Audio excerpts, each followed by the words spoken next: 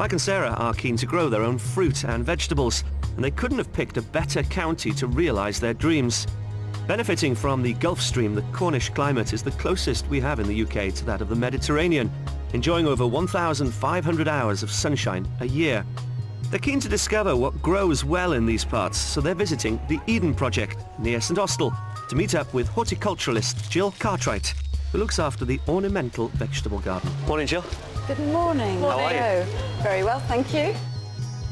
The Eden Project is widely known for its huge, iconic biomes which house plants from all over the world. Jill is quite rightly proud of her achievements. How long has this taken you to cultivate?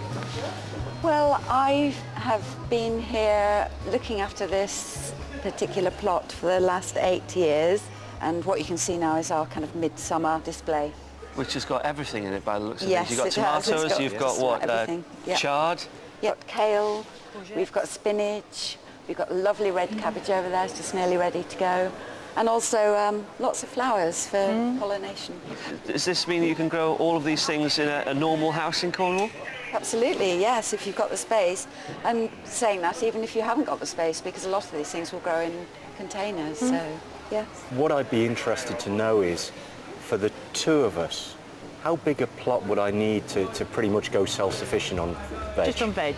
You would need about a quarter of this plot, I would say. Oh gosh, right, quite small then. Yes.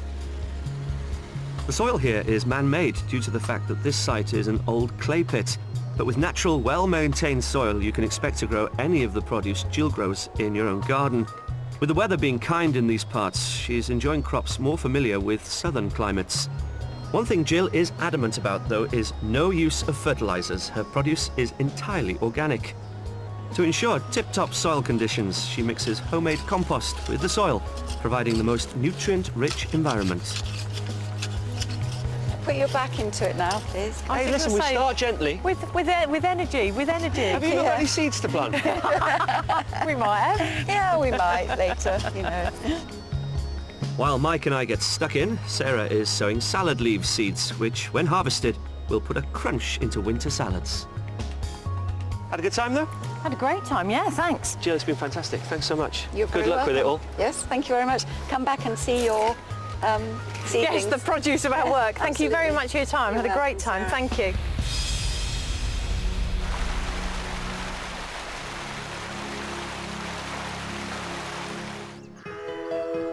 So, as the sun goes down over the Cornish countryside, we've come to the end of our first day's house hunting.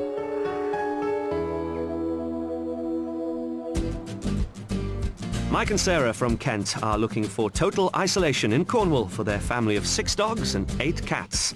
They have a budget of up to £500,000, and so far we've shown them 2 houses. And coming up, a tempting property that comes with a twist. Good grief, what a fantastic space. So it's a new day, and money seems to have divided our couple. I would have loved to have been a fly on the wall last night in Mike and Sarah's bedroom.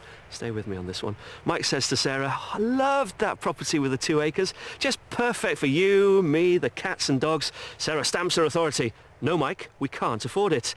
So will time, and what was inevitably a heated discussion of diminished Mike's passions, or will Sarah realise that by spending a little bit over budget, she gets the house of her dreams? It could be a small price to pay. Can't wait to show them the mystery property, though. I hope it'll sufficiently delight. There's a clue there. It's going to be exciting. Let's talk a little bit about Mike, the vegetable grower, shall we? You know, how realistic is this green dream? I'm confident that if we find a little bit of land, that I should be able to be sufficient in certainly in vegetables anyway. But I really want to extend it beyond just vegetable growing. I'd like to think that we could do something with a wind turbine or possibly even solar power and see just how sufficient we could be. So a policeman could well become farmer? It's a dream, and I'd like to do that, yes, yeah. Well, we might just be about to make that dream come true.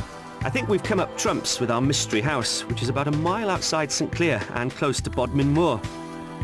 The village prospered during the mining boom in the second half of the 19th century, but today it's largely a commuter village for those working further afield. Mike and Sarah will be delighted that the property is tucked away in a valley with no immediate neighbours.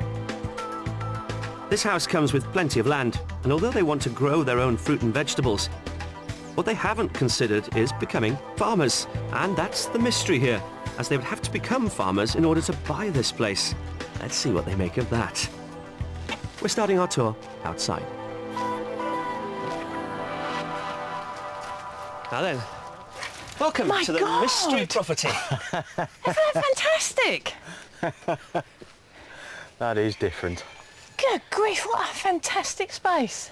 They probably have as many hens as we have dogs and cats. Isn't it lovely? You actually think this is the mystery property, don't you? No. Oh, right, okay. There's obviously something that goes with Mystery livestock. it. It's a fantastic space though, isn't it? Yeah, this is the heart of the mystery property, if you like. Right. This is great. This polytunnel. There's an agricultural tie attached to this property. Right. Do you know what that means? Probably means that you've got to have something to do with agriculture or be working in it or something. Agriculture or horticulture has to Right. be your main employment. Okay. Got some bedtime reading for you here. It's a 12-page document. Who wants it? I'll take that.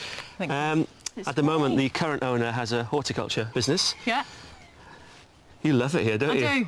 I really like the location. You stood out there, you can't hear anything but the chickens. Let's go and have a look at the house. Excellent. I'm sure that's one surprise they weren't expecting. An agricultural occupancy condition is a restriction to encourage rural housing and keep people working on the land. It'll mean a massive lifestyle change for Sarah and Mike, and they'll have to do their research, but I think it's already piqued their interest. So now it's all down to the house.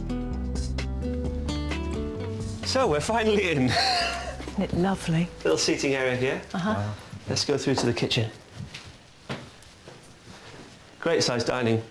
Isn't it? Yes, it is, This yes. is a really lovely space, isn't it? That's good space. It's really well used. The current owners have dogs, so they've given it a trial run for you. Yeah, great. Right, okay. It works. I bet it does. Yeah, nice space. I like that. I like that. It's. I like the shape. It's very practical, and it's nice to have that going straight outside as well. Okay, should we carry on with our tour? Yeah, lovely. Come on. Come on in. This is your sitting area. Isn't it gorgeous? Look, the views out. There's just windows on every side. It's just. It is. It's lovely. You're living in the countryside here, aren't you, really? Yeah. Yeah. Do you know what I mean? You're part of it. It's not just a house in the countryside. It surrounds you on all sides, doesn't it? Yeah, that's the downstairs space. That's it in totality. That's in totality. Does that change anything? No, not really. I don't see it that much of Don't a need any more compromise on the space, house do we? at all. We've got- There's two of us. I'd rather have less rooms, but larger, usable rooms. So that's it. Boxes ticked. Let's go upstairs. Okay. Yeah, I really do sense a difference in Mike and Sarah since our last house. I think the position of this property is already giving them serious food for thought. First stop upstairs is the master bedroom. There's lovely views out of here, isn't it? It's a simple room, isn't it? It's you know, simple in design. I don't care. You can't get any wardrobes in. Don't care.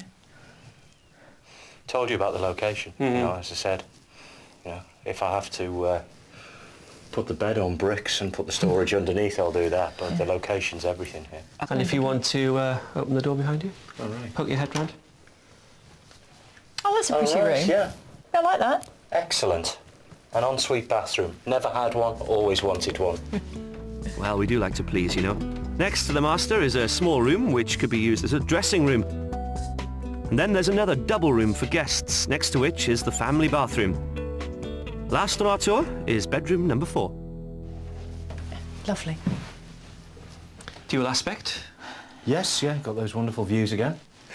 You get all dewy-eyed when you see that view. It's just fantastic. They're all a similar size, these rooms. They're all They good are. sizes. Yeah.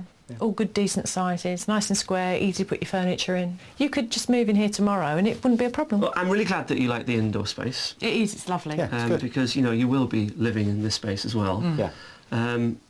But I can also tell that you're itching to get out So there. I keep looking out the window. Yeah. Hello, I'm over here. I tell you what. Well, Shall we go outside now? Yes, let's. Okay, come on.